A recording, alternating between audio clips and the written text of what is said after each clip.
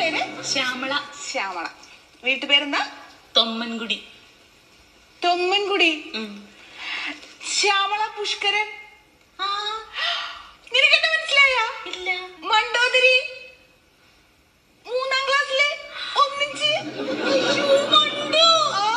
നീ എന്തിനാ വന്നിരിക്കണ? എനിക്ക് ഇവിടെ ജോലി. ഞങ്ങളുടെ വീട്ടില് കണക്ഷൻ കിട്ടിയിട്ടില്ലടി. ഇവര് 30,000 രൂപ അടയ്ക്കണോന്ന് പറയണു. അതിന്റെ ഒന്നും ആവശ്യമില്ല, ഞാൻ ശരിയാക്കി തരാം. സത്യമാണോ? എന്റെ പൊന്നെ.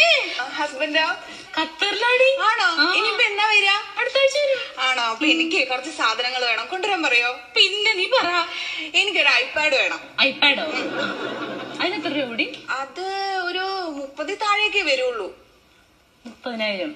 അതിന് താഴെ വരുള്ളൂ.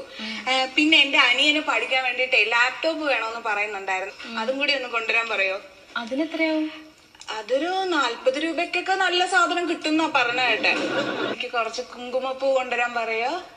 മറക്കാതെ പറയണേ. പിന്നെ കുറച്ച് ഈത്തപ്പഴം കൂടി ആയാൽ നല്ലതായിരുന്നു.